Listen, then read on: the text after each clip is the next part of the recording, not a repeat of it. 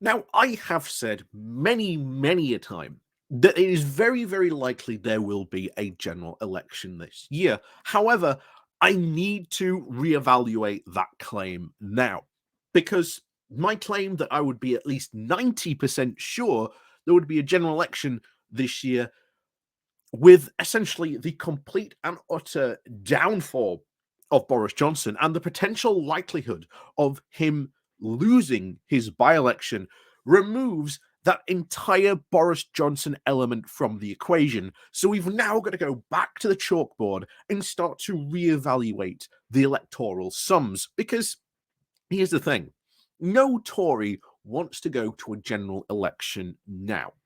Labour are still far, far, far ahead of them in any of the polling. We've seen what the models of the polling looks like. It would be an absolute wipeout for the Tories. As we said, leaving potentially the SNP being the party of opposition, because that's how much they would lose in any potential general election that would be sort of held if one were to be held now. And of course, Rishi Sunak's hope, or at least many of the hope of the Tories, is that Rishi Sunak can sort of hopefully turn their party around. However, so far, that doesn't seem to be the case. The needle has not moved. The inflation breaking budget that Jeremy Hunt was meant to unleash has not even moved the budget or not even moved people's mind on this. So they're in a really bad position. A really, really bad position. But as I always tell you, general elections are always a beast unto themselves. Remember, Theresa May went into a snap general election in 2017 thinking that according to all the polls, she had a 17% lead. This would lead to a massive majority if she were to hold a general election. Ultimately, that did not work because what was expected to be a big sort of general election all about Brexit and getting it done, and this is how we're going to do it, ultimately became in reality a general election about people's pensioners and especially the heating allowance. Such was the nature of that particular general election. And as we always say, you cannot sort of predict what will happen in a general election until, well, it happens. Now you can always prepare and sort of try and, in a way, predict maybe how one will go, but you will never really know how one will go until, well, you actually run it. And that is why, even with all the predictions of there being an absolute Tory wipeout, the worst case scenario for us, certainly at this point, would be the Tories just hanging on, just barely hanging on, and unfortunately continuing on with what would be a Tory minority government. Now, at the moment, you've got a Tory party that has a majority, that is being operated like it has a minority sort of position. And you can see the mess that we are currently in at the moment. Now, imagine that transferred to a potential Tory minority government that has a proper minority, not this real minority, but constantly worrying about rebels. And this is where we start to get some serious problems. So before we go talking more about that, please do remember to click on the like, share, and subscribe button. And of course, down below, there are links to my Patreon page and a one-off link called Buy Me Coffee, where you can buy me coffee. And of course, there is the YouTube thank you button and the Pony Club down below as well. So thank you very much to all those people who do help and support the channel that way as well.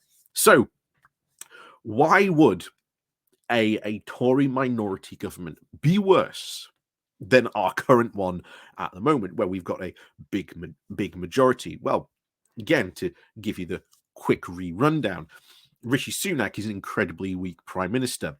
He is effectively running a parliamentary party at the moment, which is in power, which has a majority of seats of about, 78, I believe it is at the moment. I think 78, 77, I believe. Obviously not as high as it once. Like I say, they've lost a couple of by-elections, so they've lost a couple of seats. But needless to say, this is a party that is internally fractured and is constantly now at war with itself. So let's play out the scenario of what would happen, let's say, to a party that wins, but doesn't win with a majority, and instead wins with a minority, and maybe even worse, maybe they have to go into coalition, but that's also less likely to happen. But we'll talk about the coalition likelihood first. The first things first, if they are forced into a position where they have to have a coalition government, the first question always comes up: who are they going to ally themselves with? Well, you've got, again, the potential parties out there. They're not going to really ally themselves with Labour. That it will be an absolute no-no to them. They will certainly try and probably woo, to some extent, maybe the Liberal Democrats, but the likelihood of the Liberal Democrats going back into a coalition is probably a non-starter at this point. The Lib Dems are very, very wary of doing that. Like I say, they went in last time with the hope that it would revive their electoral chances and maybe be seen as an actual legitimate, proper party that can, maintain sort of power and be trusted with power. It didn't really work out well for them. The SNP is, again, a non-starter. So the only really party left is sort of the DUP. And if the DUP don't have the seats, or at least enough power, we may be in a position where we end up going back into another general election to see if we can at least get some form of majority government. Again, who knows what may happen in the event of that scenario. Maybe we'll get a big coalition being come together of maybe sort of Labour, the Lib Dems and the SNP all sort of coalescing together. That may be the situation. That may be what happens. And of course, that's a completely different scenario. But what happens to a Tory party in the situation that it is in if it gains a minority? Well, as we can clearly see, if Rishi Sunak continues, and the fact that we have a continuous, almost now in-baked inclination from the Tory party to rebel, especially from the hard right, because this is where all of its majority of the stuff is coming from. All these rebellions are all from the hard right. The immigration bill recently, that is a hard right rebellion, apparently being secretly supported by Suella Braverman. Again, if Rishi Sunak wants to get rid of her, now is his chance to do so. Will he, though? That's the other question.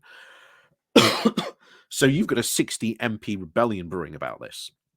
And that is a very significant rebellion because, as we've said before, anything above 34 and the Tories have lost their majority. But now you've got a Tory minority government where maybe they only have, let's say, a 10 MP majority. Well, now all of a sudden, any 10 MPs can get together and start rebelling. And the biggest problem is we have seen a lot of rebellions being small-sized rebellions, but certainly bigger than 10. And any future Tory sort of government in a minority is going to be facing constant rebellions, constantly, especially from the right wing of the party, to push them into doing what we have seen with the immigration bill, to make it a more hard line, hard right type of ideas and what they want. And ultimately, it would be a hard right party, or at least a faction in there, that would essentially just completely and utterly just start pushing for more and more hard right nonsense and lunacy. And eventually, I think, as we've seen before, we've seen a lot of like the more moderate Tories try to push back on some of the hard right stuff in this bill, saying, no, you don't understand. If you keep on pushing like this, you're going to scare away a lot of our sort of more centrist, more right centrist supporters, and that is something we are seeing. So they know that, they are at least conscious of that. But any minority government, especially from the Tories, being so now ingrained with this small yet very powerful, like I say, 60 seats, 60 MPs rebelling on a bill is quite a significant number. But if they were to do that, or at least maintain that number, then essentially it doesn't matter that Rishi Sunak is in control, because now they have the power to dictate to Sunak how they want these bills to go. And it would not matter what was in their manifesto, because they would be able to dictate more and more hard right policies. And that is why a Tory minority government would be far, far worse than a Tory majority one.